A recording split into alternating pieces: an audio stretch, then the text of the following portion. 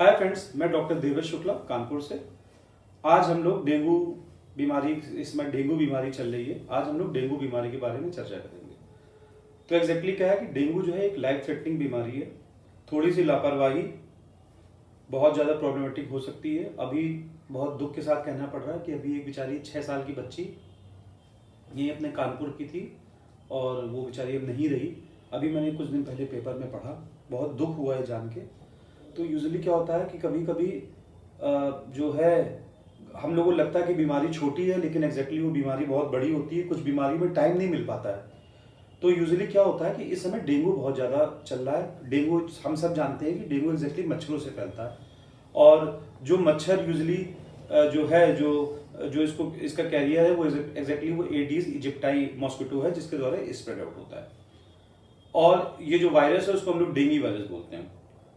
तो exactly dengue है, इसको हम लोग ब्रेक बोन फीवर के नाम से भी जानते हैं। ब्रेक बोन फीवर इसलिए इसको कहते हैं क्योंकि ये ब्रेक मतलब कि बिल्कुल तोड़ देता है, आपकी हड्डियों को बिल्कुल तोड़ देता है, इसलिए एग्जैक्टली इसको ब्रेक बोन फीवर भी के नाम से भी जाना जाता है। इवन तो मेडिकल में कभी कभी ये जो है आपके मेडिकल में एग्जाम्स में ये क्वेश्चन भी आता है 5 मार्क्स का, और उसमें वो लोग यूजुअली मेंशन करते हैं ब्रेक बोन फीवर। तो exactly we have to describe about dengue in that. तो आज हम लोग डेंगू के बारे में जानते हैं। जैसा मैंने यहाँ पे मेंशन कर रखा है कि डेंगू एग्जैक्टली जो है ये एडीज इजिप्टाई जो मॉस्किटो है उसके थ्रू स्प्रेड आउट करता है। और डेंगू का जो पहला सिम्टम आएगा उसमें ये होगा कि बुखार आएगा, जिसमें काफी तेज जाड़ा लगेगा। तो फीवर विद चिल्स, ये चीज बहुत जरूरी ध्यान रखना कि फीवर विद चिल्स आएगा, इसमें जाड़ा देके बुखार आता है। उसके साथ क्या होगा, कुछ लोगों को नोजिया लगेगा। नोजिया मतलब उनको उबकाई सी लगेगी, कि उनको उल्टी सी फीलिंग होगी। कुछ लोगों को वॉमिटिंग होती भी है। हेडेक होगा, सीवियर हेडेक होता है। अर्थ्रैल्जिया होता है, बॉडी पेन होता है, मसल पेन होता है। बिल्कुल बोन जैसे लगेगा, उस पेशेंट को लगेगा जैसे उसकी बिल्कुल हड्डियां जो है बिल्कुल टूट गई हैं, इतना उसको सीवियर और वायलेंट पेन होता है। मसल्स में पेन होता है और उसको जाड़ा देके बुखार आता है। ये उसकी एग्जैक्टली प्राइमरी स्टेज है। जब आपको किसी को डेंगू का इन्फेक्शन आया, ये विद इन 2 या 3 डेज में इस तरह के सिम्टम्स उसको फील होने लगते हैं। इसके बाद क्या करता है, अगर वो और वर्स्ट फॉर्म में जाता है तो वो कन्वर्ट होता है डेंगू हेमरेजिक फीवर में, जो कि फेटल है और लाइफ थ्रेटनिंग है, जिसमें अपने इंडिया में ही कई लाख लोग उसके कारण जो है मौत की घाट उतर जाते हैं। तो हम लोग को इस बीमारी में बहुत सतर्क रहना है।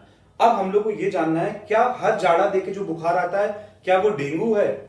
नहीं, ऐसा नहीं है। अगर किसी को जाड़ा देके बुखार आ रहा है तो उसको यूरिनरी ट्रैक्ट इन्फेक्शन भी हो सकता है, जिसको कि यूटीआई बोलते हैं। कॉमनली लेडीज में होता है, जेंट्स में भी आता है। जो लोग पानी का इंटेक कम करते हैं उनको भी ये प्रॉब्लम आती है। यूजुअली क्या होता है, जो लेडीज हैं कहीं रोड में जा रही है, रोड साइड में, अब हर जगह टॉयलेट की व्यवस्था नहीं होती, या टॉयलेट की व्यवस्था होती भी है तो बहुत गंदे होते हैं। तो यूजुअली क्या होता है कि कॉमनली जो है जो लोग यूरिन को काफी देर तक रोके रहते हैं उनको भी यूरिनरी ट्रैक्ट इन्फेक्शन आ जाता है, यूटीआई। उसमें भी जाड़ा देके बुखार आता है, लेकिन अब उसमें क्या, उसमें आपको यूरिनरी सिम्टम्स भी होंगे। बार बार व्यक्ति पेशाब जाएगा, बार बार उसको बर्निंग होगी, तो यूटीआई वहीं से रूल आउट हो जाता है कि वो यूटीआई का फीवर है। इसलिए वैसी कंडीशन में आप सीबीसी के साथ में अपनी यूरिन की भी जांच कराएं, तो एग्जैक्टली क्लियर आउट हो जाएगा कि that is urinary tract infection. और दूसरी कंडीशन में मलेरिया में भी ऐसा ही होता है, इवन तो चिकनगुनिया में भी ऐसा ही होता है और डेंगू में भी ऐसे होता है। ये जो तीनों आपको बाद में बीमारियां बताई गई, ये यूजुअली मॉस्किटो से रिलेटेड हैं। तो इसमें हम लोग इजिली डिटेक्ट कर लेते हैं कि एग्जैक्टली दैट इज इसमें मलेरिया का वो है या नहीं है, तो वो इजिली सीबीसी के माध्यम से हम लोग डिटेक्ट कर सकते हैं। तीसरा आता है आपका सेप्टिक फीवर। उसमें भी जाड़ा देके बुखार आता है। वो कुछ रेयर कंडीशंस में होता है, ज्यादा वो प्रोमिनेंट नहीं है। जहां पे कहीं सेप्सिस की हिस्ट्री है तो वहां पे सेप्टिक फीवर आएगा, या कुछ पायोजेनिक बैक्टीरिया भी होते हैं, उनमें भी कुछ जाड़ा देके बुखार आता है। तो यूजुअली क्योंकि आपका ये बहुत ग्रॉस फील्ड है, मैंने थोड़ा सा आपको हल्का थोड़ा सा आपको चीजों के बारे में जानकारी दी है, लेकिन आज हम लोग का जो मेन है वो एग्जैक्टली डेंगू है। तो यूजुअली क्या हो रहा है कि डेंगू में ये सिम्टम्स आपको मिलेंगे। अब मेनली डेंगू में क्या होता है कि डेंगू में प्लेटलेट काउंट एकदम से गिरता है। तो first of all be very careful. अगर आपको बुखार है, आप मेडिकल स्टोर ना जाके आप डॉक्टर्स के पास में जाएं। मेडिकल स्टोर के जो लोग हैं वो डॉक्टर्स नहीं हैं। आप सीधे सीधे तुरंत डॉक्टर के पास जाएं और डॉक्टर से कहें कि सर मेरी सीबीसी कराएं, मेरे जो भी जरूरी टेस्ट है वो कराएं। ना कि आप वहां पे जाएं और तुरंत आप जाके डोलो ले लें या पैरासीटामोल ले लें और ये सब प्लीज मत लें, जाके डॉक्टर से मिलें जाके, and don't waste your time. इसमें जो है इसमें समय कम रहता है, तो अपनी आप डॉक्टरी ना दिखाएं। मैं थोड़ा सा इसलिए आज हाइपर हूं क्योंकि मुझे बहुत दुख है कि आज एक बेचारी छोटी सी एक बच्ची खत्म हो गई, इसलिए मुझे अंदर से बहुत दुख है। अभी रिसेंटली क्या हुआ था कि मेरी क्लिनिक में 31 अक्टूबर को एक बच्चा आया जिसका नाम था मास्टर मोहम्मद शम्स, उस बच्चे का नाम था। 31 अक्टूबर को आया, तो जब इनिशियल फेज में उसको फीवर आया होगा 4-5 दिन पहले, तो वो अपना यूजुअली मेडिकल स्टोर में गए, फिर उन्होंने बोला कि फिर 2 दिन बाद वो यहीं पे एक चाइल्ड स्पेशलिस्ट है, वो उनके पास गए, उन्होंने देखा तो बता रहे थे, उसने मुझको बताया कि उस समय उसकी प्लेटलेट 1,30,000 थी, फिर ग्रेजुअली एक दिन में 40,000 गिरी, फिर गिरी, और जब वो लास्ट में मेरे पास आया तो उसकी प्लेटलेट एग्जैक्टली उस बच्चे की प्लेटलेट 40,000 थी उस समय। लाइफ थ्रेटनिंग केस था, मैं खुद समझ रहा था कि थोड़ा सा वैसा कॉम्प्लिकेटेड केस है। जिन्होंने भेजा था उनको विश्वास था होम्योपैथी पे, उनको एग्जैक्टली विश्वास था कि नहीं होम्योपैथी से ये जो है कवर हो जाएगा। मैं भी उसमें ज्यादा रिस्क नहीं ले सकता था, तो और क्योंकि जो चाइल्ड स्पेशलिस्ट उसको डील कर रहे थे उन्होंने बोला था कि आप ट्रीटमेंट ना करके उसको हॉस्पिटलाइज करो, और जरूरी भी था कि उसको हॉस्पिटलाइजेशन जरूरी था।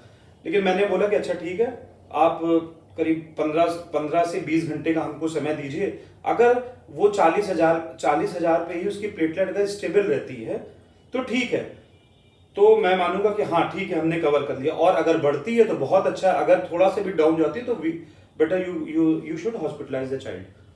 तो उन्होंने बोला कि ठीक है डॉक्टर साहब। उनकी मदर बहुत ज्यादा डरी हुई थी, मैंने थोड़ा उनको समझाया, कॉन्फिडेंस भी दिया, उनको मेडिसिन दी जो उस समय उस बच्चे से रिलेटेड सिम्टम्स थे, क्योंकि मेरा ये मानना है कि 2 पैथीज अगर एक साथ ना चलें तो वही ज्यादा अच्छा रहता। तो मैंने इमीडिएटली कहा कि देखिए आप जो अभी तक मेडिसिन दे रहे थे उससे जो है अभी तक डाउनफॉल ही हुआ है, तो बेटर स्टॉप दैट मेडिसिन।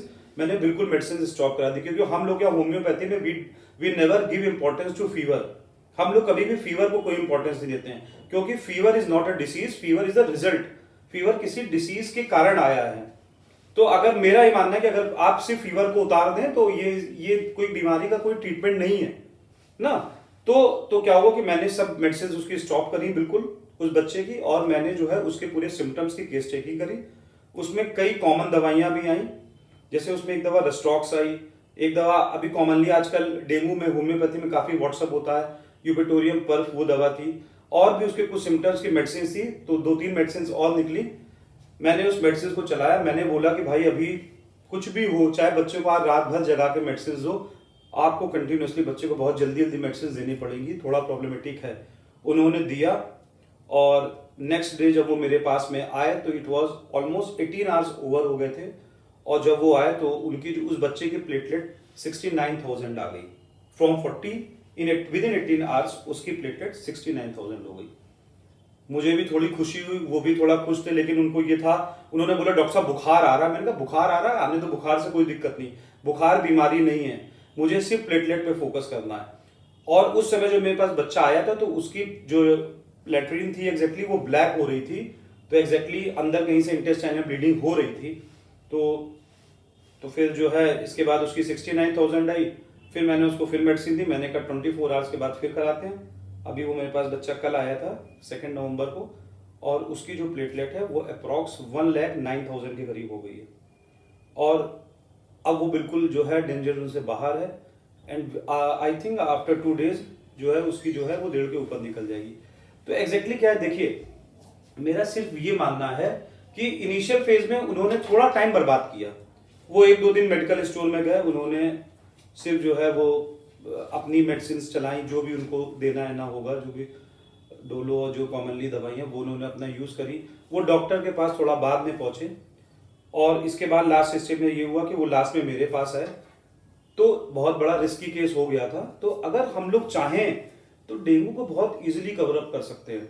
और फर्स्ट ऑफ ऑल डेंगू जो है ये एक वायरस है, अपनी जो एलोपैथिक सिस्टम है बहुत अच्छा सिस्टम है, और उनका यूजली एंटीबायोटिक का यूज होता है। तो एंटीबायोटिक में क्या है कि उन लोगों का होल्ड बैक्टीरिया वाली बीमारियों में बहुत अच्छा है, लेकिन क्योंकि वायरस जो होता है ये थोड़ा सा कॉम्प्लिकेटेड होता है, और इसमें हम लोग जो मेडिसिन देते हैं वो मेनली हम लोग इम्यून सिस्टम को बूस्टअप करने के देते हैं, ना कि पर्टिकुलर हम लोग कोई सिम्टोमेटिक दवा नहीं देते हैं उसमें कि बुखार है तो हमने बुखार उतार दिया, बदन दर्द है तो हमने पेन किलर दे दिया। हम लोग का ऐसा नहीं होता है सिस्टम में, हम लोग को पेशेंट को एज अ होल पूरा देखना पड़ता है, सारे सिम्टम्स लेने पड़ते हैं।